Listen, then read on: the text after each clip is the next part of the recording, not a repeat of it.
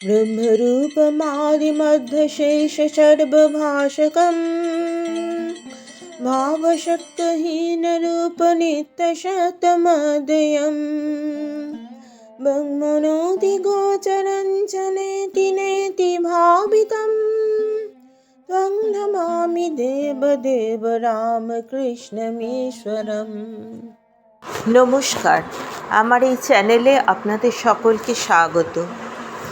ঠাকুর শ্রী শ্রী রামকৃষ্ণ পরমহংসদেব, শ্রী শ্রী মা এবং স্বামী বিবেকানন্দকে আমার সশ্রদ্ধ প্রণাম জানিয়ে শ্রীমকথিত রামকৃষ্ণ কথামৃত থেকে আজকের পাঠ পড়ে শোনাচ্ছি।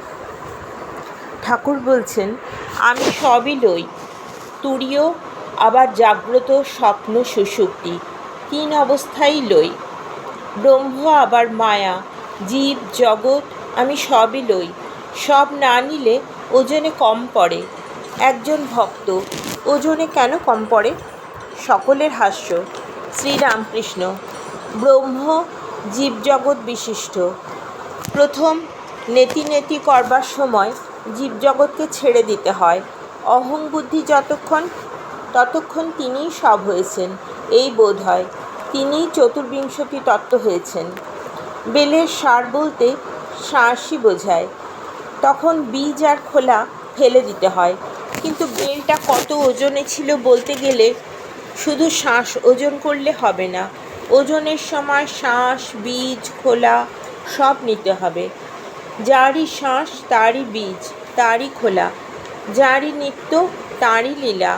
তাই আমি নিত্য লীলা সবই লই।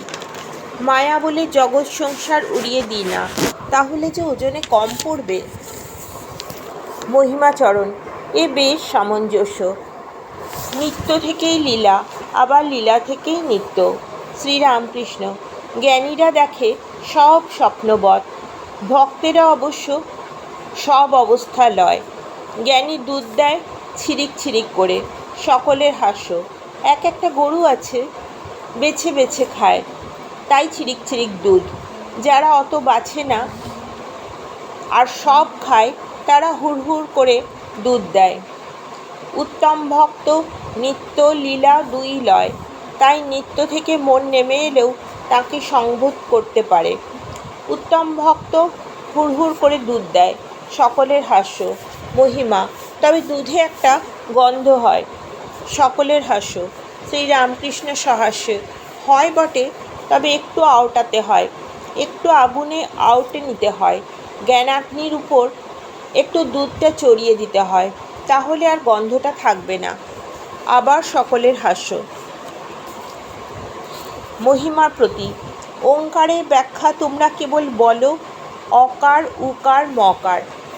মহিমাচরণ, অকার উকার মকার কিনা সৃষ্টি স্থিতি প্রলয়। শ্রীরামকৃষ্ণ, আমি উপমা দিই ঘণ্টার টং শব্দ।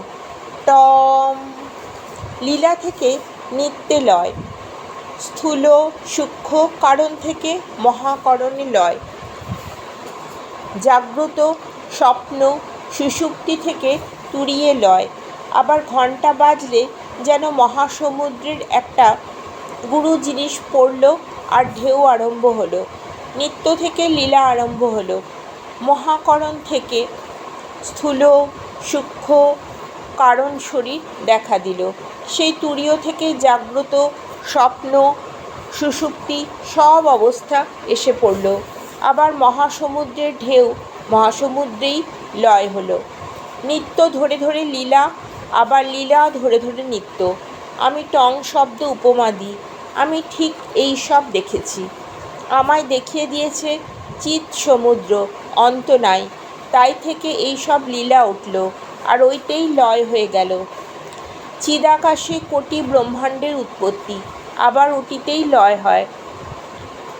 তোমাদের বইয়ে কি আছে অত আমি জানি না। মহিমা, যারা দেখেছেন তারা তো শাস্ত্র লেখেন নাই, তারা নিজের ভাবেই বিভোর। লিখবেন কখন? লিখতে গেলেই একটু হিসাবি বুদ্ধির দরকার। তাদের কাছে শুনে শুনে অন্য লোকে লিখেছে। শ্রীরামকৃষ্ণ, সংসারীরা বলে কেন কামিনী কাঞ্চনে আসক্তি যায় না? তাকে লাভ করলে আসক্তি যায়। যদি একবার ব্রহ্মানন্দ পায় তাহলে ইন্দ্রিয় সুখ ভোগ করতে বা অর্থ মান সম্ভ্রমের জন্য আর মন দৌড়ায় না। বাদুলে পোকা যদি একবার আলো দেখে তাহলে আর অন্ধকারে যায় না। রাবণকে বলেছিল, তুমি সীতার জন্য মায়ায় নানা রূপ ধরেছ, একবার রাম রূপ ধরে সীতার কাছে যাও না কেন? রাবণ বললে, তুচ্ছং ব্রহ্মপদং পরবধূসঙ্গ কুত। যখন রামকে চিন্তা করি তখন ব্রহ্মপদ তুচ্ছ হয়, পরস্ত্রী তো সামান্য কথা, তার রামরূপ কি ধরব? যত ভক্তি বাড়ে সংসারাসক্তি কমে। শ্রী চৈতন্যতে নির্লিপ্ত, তাই জন্যই সাধন ভজন। তাকে চিন্তা যত করবে ততই সংসারের সামান্য ভোগের জিনিসে আসক্তি কমবে। তাঁর পদপদ্মে যত ভক্তি হবে ততই বিষয় বাসনা কম পড়ে আসবে, ততই দেহের সুখের দিকে নজর কমবে। পরস্ত্রীকে মাতৃবৎ বোধ হবে, নিজের স্ত্রীকে ধর্মের সহায় বন্ধু বোধ হবে, পশুবৎ ভাব চলে যাবে, দেবভাব আসবে, সংসারে একেবারে অনাসক্ত হয়ে যাবে। তখন সংসারে যদিও থাকো জীবনমুক্ত হয়ে বেড়াবে। শ্রী চৈতন্যদেবের ভক্তেরা অনাসক্ত হয়ে সংসারে ছিল। আজকের পাঠ এই পর্যন্তই। আপনারা ধৈর্য ধরে এতক্ষণ আমার এই পবিত্র পাঠ শুনলেন, সেজন্য আপনাদের সকলকে ধন্যবাদ। ঠাকুর শ্রী শ্রী রামকৃষ্ণ পরমহংসদেবকে আমার ভক্তিপূর্ণ প্রণাম জানাই। আপনারা যদি আমার এই চ্যানেলটি সাবস্ক্রাইব করে নেন তাহলে পরবর্তী পর্বগুলি সহজেই খুঁজে পেয়ে যাবেন। সকলে ভালো থাকবেন। ধর্মহানহারকং তধর্ম কর্ম বারকং লোকধর্মচারণঞ্চ সর্বধর্মকোবিদং ত্যাগি সব্যনিত্য পাবনং নৃপঙ্কজং ত্বং নমামি দেবদেব রামকৃষ্ণমীশ্বরম। तं नमामि देवदेव रामकृष्णमीश्वरम्। तं नमामि देवदेव रामकृष्णमीश्वरम्।